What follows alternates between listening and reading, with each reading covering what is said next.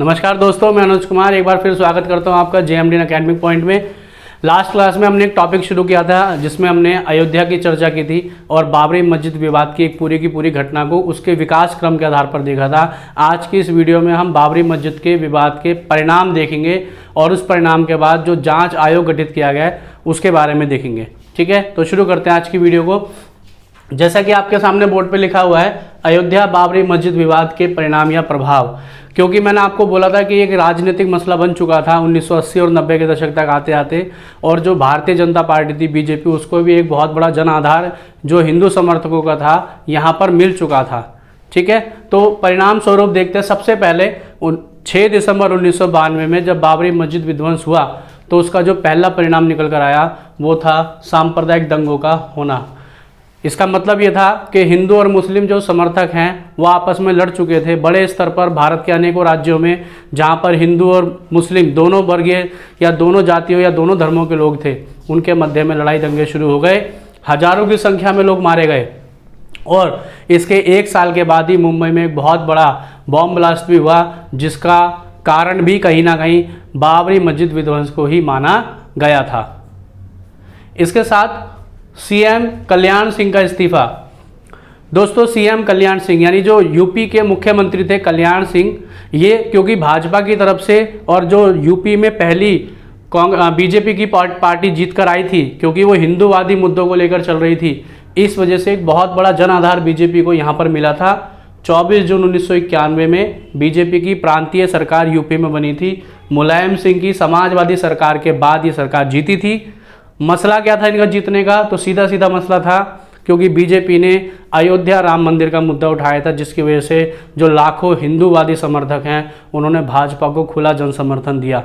इसी वजह से यूपी में पहली बार BJP की सरकार के मुख्यमंत्री कल्याण सिंह बने। लेकिन जब इलाहाबाद हाई कोर्ट ने कल्याण सिंह को साफ साफ तौर पर कार सेवा और इसके अलावा रथ यात्रा की अनुमति देने के लिए मना करवाया और जो माहौल गरमा रहा था यूपी का उसको रोकने पर बात की, परंतु मुख्यमंत्री कल्याण सिंह ये सारी चीज़ों को रोकने में नाकामयाब रहे, जिसके परिणाम स्वरूप जो मस्जिद है वह विध्वंस हो गया।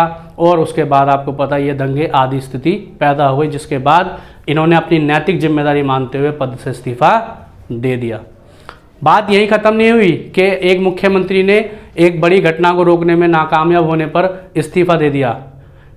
इसके अगले ही बात क्या हुआ कि जो CM है कल्याण सिंह, उनके खिलाफ जो इलाहाबाद हाई कोर्ट है उसने एक अवमानना का एक केस भी उनके खिलाफ दर्ज कर दिया।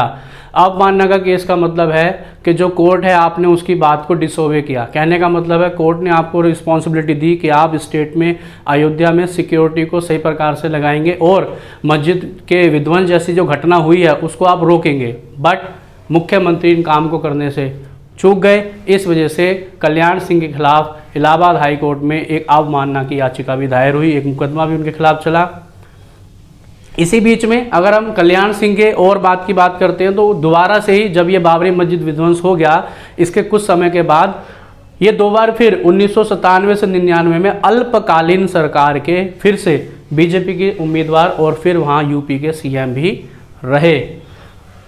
आगामी समय में 2014 में पिछली जो केंद्र सरकार थी भाजपा की, नरेंद्र मोदी की पहली सरकार, उसमें ये गवर्नर बने राजस्थान के, और 2015 में इन्हें हिमाचल गवर्नर का अतिरिक्त कार्यभार भी दिया गया।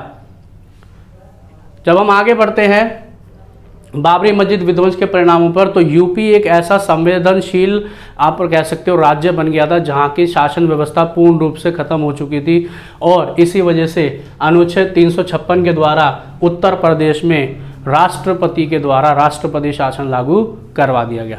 अनुच्छेद 356 का एक छोटा सा प्रावधान ये होता है कि राज्य का जो गवर्नर होता है वो केंद्र में जाता है, राष्ट्रपति को आदेश देता है कि वो राज्य में, राष्ट्रपति को सलाह देता है कि वो राज्य में क्या लगा दे, आपातकाल लगा दे, जो अनुच्छेद 356 के द्वारा लगता है। ये हमारा दूसरा एक आपातकालीन प्रावधान है। इसके अलावा जो अन्य राजनीतिक दल थे उन्होंने इस बाबरी मस्जिद विध्वंस को लेकर सरकार की कड़ी निंदा की। अब सरकार की निंदा इसलिए क्योंकि जो राज्य में सरकार है भाजपा, उसने हिंदूवादी समर्थकों को बढ़ावा दिया, और आपको पता है बहुदलीय व्यवस्था में हर राजनीतिक दल एक मुद्दे की तलाश करता है, और अब उनको एक मुद्दा मिल चुका था और इस मुद्दे पर उन्होंने अपनी रोटी पकाना शुरू कर दिया। केंद्र में कांग्रेस की पीवी नरसिम्हा राव की सरकार बन चुकी थी और कांग्रेस की इस पीवी नरसिम्हा राव की सरकार ने तुरंत इस घटना पर ध्यान आकर्षित करते हुए एक जांच आयोग गठित किया और इस जांच आयोग को 16 दिसंबर 1992 में बनाया गया। इलाहाबाद हाई कोर्ट के जो पूर्व न्यायाधीश थे MS लिब्राहन, उनको इनकी अध्यक्षता दी गई और उनको ये काम सौंपा गया कि वो ये जांच करेंगे कि जो बाबरी मस्जिद विध्वंस है उसकी परिस्थितियाँ क्या थी, कौन दोषी है और क्या उसके कारण थे। ये सारी जांच करने के बाद उन्होंने 30 जून 2009 में UPA यूनाइटेड प्रोग्रेसिव अलायंस, जो कांग्रेस गठबंधन की पहली सरकार थी, उसके बाद जो दूसरी सरकार 2009 में बनी, उसमें उन्होंने अपनी रिपोर्ट पेश की। इस सरकार के प्रधानमंत्री थे डॉक्टर मनमोहन सिंह। ये सरकार को एक रिपोर्ट दी गई और MS लिब्रान ने इस रिपोर्ट में क्लियरली कहा कि जो मस्जिद को विध्वंस किया गया था, जो पूरी घटना बाबरी मस्जिद विध्वंस की 1992 में रची गई थी, ये पूर्व नियोजित थी, ये प्री प्लान थी। अर्थात ये जो भाजपा या आप कह सकते हो बजरंग दल या आप कह सकते हो विश्व हिंदू परिषद, इन सबकी एक सोची समझी प्लानिंग थी। इसी के साथ अगर हम भारतीय लोकतांत्रिक गतिविधियों की बात करते हैं तो लोकतांत्रिक सिद्धांत या गरिमा को भी काफ़ी हद तक चोट पहुंची, क्योंकि ये घटना, अगर मैं कहूँ, ये घटना कोई पहली और आखिरी घटना नहीं थी। इससे पहले 1984 में सिख दंगे हो चुके थे जब इंदिरा गांधी की हत्या हुई थी। उसके बाद ये एक दूसरा बहुत बड़ा सांप्रदायिक मामला बनकर आया हिंदू मुस्लिम का। इसके बाद कुछ समय के 2002 में गोधरा विवाद होगा, वो भी हिंदू मुस्लिम मुद्दे को उभर कर सामने लेकर आया। तो कुल मिलाकर हमारे देश की जो लोकतांत्रिक गरिमा है, जहाँ पर हम समानता, स्वतंत्रता, धार्मिक सद्भाव आदि की बात करते हैं, ये सब कुछ क्षणभंगुर और ख़त्म होता नजर आया। सबसे अंतिम बात थी कि एक बहुत बड़ी बहस जो छिड़ी वो थी धर्मनिरपेक्षता के सिद्धांत को लेकर, कि जो सेकुलरिज्म भारत ने अपनाया है, जिसको सेकुलरिज्म को जनरली हमने 42वें संशोधन के द्वारा 1976 में अपनाया था और 3 जनवरी 1977 को इंडिया एक सेकुलर स्टेट अनाउंस किया गया था, घोषित किया गया था। तो कहीं ना कहीं धर्मनिरपेक्षता का जो सीधा अर्थ था वो ये था कि हर व्यक्ति अपने धर्म को लेकर स्वतंत्र है, उसको उसके धर्म को मानने की पूरी आज़ादी है। लेकिन अब यहाँ पर दोबारा से एक प्रश्न राष्ट्रीय राजनीति और देश में उभर कर आया, जो मैंने आपके सामने लिखा है। पहला कि धार्मिक स्वतंत्रता बेसिकली है कहाँ, क्योंकि अगर धार्मिक स्वतंत्रता है तो ये सांप्रदायिकता क्यों, ये बाबरी मस्जिद विध्वंस के इतने घातक परिणाम क्यों। दूसरी बात, अल्पसंख्यक हितों का प्रश्न। अब क्योंकि हिंदू बहुसंख्यक देश है और अन्य धर्मों को हमने अल्पसंख्यकों का दर्जा दिया है, इसलिए जो अल्पसंख्यक हितों का प्रश्न है राष्ट्रीय राजनीति में बड़े स्तर पर लंबे समय तक ये चलता रहा, आज भी राजनीति का एक केंद्र बिंदु माना जाता है। और तीसरा, धार्मिक सौहार्द पर चोट, यानी जो धर्मों के मध्य में लोगों में पहले एकता अखंडता का भाव होता था, सद्भाव का भाव होता था, सर्वधर्म सद्भाव का जो नारा लगाते थे, अचानक से उसमें एक बहुत बड़ी टूट चूक, कमी और अंतर अब देखने को मिला। तो कुल मिलाकर जो राम जन्मभूमि बाबरी मस्जिद विध्वंस है, इसके बहुत ही घातक परिणाम देखने को मिले। घातक का मतलब सिर्फ ये नहीं है कि ये सिर्फ हिंसा के रूप में देखी गई, ये एक ऐसी जड़ थी जिसने लोगों के मन में एक लंबे समय तक का द्वेष और जो भाव है वो पैदा कर दिया। ठीक है, अब हम देखेंगे कि कैसे अलग अलग समय पर न्यायपालिका में इस केस को आगे बढ़ाया गया और कैसे एक ऐतिहासिक निर्णय के द्वारा बाबरी मस्जिद के बहुत पुराने ऐतिहासिक इस मुकदमे को उसका अंत दिया गया। ठीक है, तो अभी इस टॉपिक को हम शुरू करते हैं। तो जैसे कि हम बात कर रहे थे अयोध्या राम मंदिर विवाद के, अभी हमने परिणाम देखे, अब हम इसकी न्यायिक प्रक्रिया को देखते हैं कि कैसे ये जो विवाद है ये न्यायपालिका के चक्कर में फंसा रहा और 20वीं शताब्दी के अंतिम दशक, क्योंकि हम जो न्यायिक प्रक्रिया लेकर चलेंगे ना, उसमें हम अयोध्या बाबरी मस्जिद विध्वंस और उसके बाद की जितनी भी न्यायिक प्रक्रिया हुई है, चाहे वो इलाहाबाद हाई कोर्ट की हो या सुप्रीम कोर्ट की हो, उन्हीं सारे कुछ महत्वपूर्ण जो न्यायिक फैसले हैं जो समय समय पर हुए हैं उनको लेकर चलेंगे। ठीक है, तो शुरू करते हैं। तो यहाँ पर दिख भी रहा होगा आपको कि 20वीं शताब्दी के अंतिम दशक के वही 1990 से सन 2000 के बीच में और 21वीं सदी के प्रारंभिक दशकों में चली बाबरी मस्जिद विध्वंस की न्यायिक प्रक्रिया और उसका विवाद समाधान इसलिए कह रहे हैं क्योंकि अंत तक जाते आते एक ऐतिहासिक फैसला जो सर्वोच्च न्यायालय ने बीते 2 साल पहले दिया था, उसके बाद ये मसला खत्म हो गया था। तो हम यहाँ से शुरू कर रहे हैं कि इलाहाबाद हाई कोर्ट के द्वारा एक रिट दायर करना। तो इलाहाबाद हाई कोर्ट में एक रिट दायर की थी। सबसे पहले तो आपको ये पता होना चाहिए रिट होती क्या है। अनुच्छेद 32 के माध्यम से देश के सभी नागरिकों को एक विशेष अधिकार मिला हुआ है। मौलिक अधिकार के अंतर्गत आता है कि आप अगर किसी अधिकार के मसले पर बात करते हैं या आपके अधिकार का उल्लंघन होता है तो न्यायपालिका में आप सीधा हाई कोर्ट, सुप्रीम कोर्ट में रिट दायर कर सकते हैं। ठीक है, ये रिट 5 तरीके की अलग अलग होती हैं। उन्हीं में से एक थी ये रिट दायर की 3 अप्रैल 1993 में इलाहाबाद हाई कोर्ट ने इस रिट को एक्सेप्ट किया और इस रिट के तहत अयोध्या निश्चित क्षेत्र अधिग्रहण कानून को लेकर ये रिट जो थी दायर की गई थी। परंतु अनुच्छेद 139A जो सुप्रीम कोर्ट का एक विशेष अधिकार है, इस विशेष अधिकार का प्रयोग करके सुप्रीम कोर्ट ने इस रिट के द्वारा या इस रिट के द्वारा जो इलाहाबाद ने केस लिया था उसको ट्रांसफ़र कर लिया अपने पास, उसको इस कोर्ट से छीन लिया। प्रक्रिया थोड़ी और आगे बढ़ी। एक इस्माइल फारूकी मामला जो कि काफ़ी ज़्यादा कह सकते हो महत्वपूर्ण था इस पूरे के पूरे अयोध्या बाबरी मस्जिद के मसले पर। तो इस इस्माइल फारूकी मामले में, मस्जिद के मामले में जो सुप्रीम कोर्ट है उसने 1994 में एक निर्णय दिया और कहा कि इस मस्जिद को जिसको तोड़ा गया है उसका इस्लाम से कोई लेना देना नहीं है। और इस फैसले के बाद जो मुस्लिम समुदाय थे उन्होंने काफ़ी हद तक विरोध भी किया था और जो केंद्रीय सुन्नी वक्फ बोर्ड है उसने भी इस बात को लेकर दोबारा संवैधानिक पीठ में जाने की बात भी रखी थी। विवादित स्थल के मालिकाना हक के लिए भी अब मुकदमा दायर किया जाने लगा। विवादित स्थल वही जहां पर मस्जिद थी जिसको तोड़ा गया था और जहां पर राम जन्मभूमि या राम का प्राचीन मंदिर होने की बात कही जा रही थी, उस विवादित स्थल पर अब मालिकाना हक रखने के लिए 2002 में इस इलाहाबाद हाई कोर्ट में फैसला या कह सकते हो प्रक्रिया शुरू की गई। 2010 में इलाहाबाद हाई कोर्ट ने किसको मालिकाना हक को 3 भागों में विभाजित करने की बात कही, निर्मोही अखाड़ा, रामलला और तीसरा केंद्रीय सुन्नी वक्फ बोर्ड। लेकिन 2011 में सुप्रीम कोर्ट ने इस पर रोक लगा दी क्योंकि ये मैंने आपको पहले पिछले अभी थोड़ी देर पहले बताया था कि ये एक संवेदनशील एक मसला था। अगर आप किसी भी एक पक्ष पर निर्णय दे रहे हो तो दूसरा पक्ष खुद ही उस बात को लेकर नाखुश होता था और जो भी संवेदनशील धार्मिक मसले होते हैं आगे जाकर वो विवाद का मुद्दा भी बन जाते हैं। इसी को ध्यान में रखते हुए सुप्रीम कोर्ट ने बहुत एहतियात के साथ इलाहाबाद के इस फैसले पर कुछ समय के लिए रोक लगा दी। प्रक्रिया थोड़ी और आगे बढ़ी। धार्मिक गतिविधि की मनाही। सुप्रीम कोर्ट में एक आदेश दिया गया कि जो विवाद है लगातार बढ़ रहा है, इसलिए इस धार्मिक गतिविधि जो इस पर्टिकुलर विवादित क्षेत्र में हो रही है उसको टोटली क्या कर दिया जाए, प्रोहिबिटेड, उसको रोक दिया जाए। ठीक है। 21वीं शताब्दी के दूसरे दशक में कुछ महत्वपूर्ण न्यायिक प्रक्रिया हुई। दोस्तों वैसे तो बहुत लंबी प्रक्रिया है क्योंकि आए दिन लगातार कोई ना कोई निर्णय आ रहे थे, लेकिन हम 2011 से 2020 के बीच में जितने भी ऐतिहासिक या जितने भी प्रमुख जो फैसले हुए हैं एक बार उनको लेकर चलते हैं। यहाँ पर बीजेपी नेता जो सुब्रमण्यम स्वामी हैं उन्होंने 2016 के आसपास सुप्रीम कोर्ट में पिटीशन पेश की और कहा कि भैया ये जो विवादित स्थल है ना, यहाँ पर राम मंदिर बनवाया जाए। कौन सा मंदिर? राम मंदिर। ध्यान में रखने वाली बात यह है कि ये 2016 की बात है और इस बार केंद्र में बीजेपी की पूर्ण बहुमत की सरकार आ चुकी थी। एनडीए की सरकार भी कह सकते हो। नरेंद्र मोदी इस सरकार के प्रधानमंत्री हैं या थे। सीजेआई जो इस दौर में 2016-17 की सीजेआई JS खेर, इन्होंने अदालत के बाहर इन तीनों को, किन तीनों को, निर्मोही अखाड़ा को, रामलला को और केंद्रीय सुन्नी वक्फ बोर्ड को कहा कि आप अपना बाहरी एक समाधान ढूंढ लें तो बेहतर रहेगा क्योंकि न्यायिक प्रक्रिया के चक्कर में पड़कर कोई फायदा नहीं है। इसका समाधान बाहर भी ढूंढा जा सकता है, इसकी कोशिश की जाए।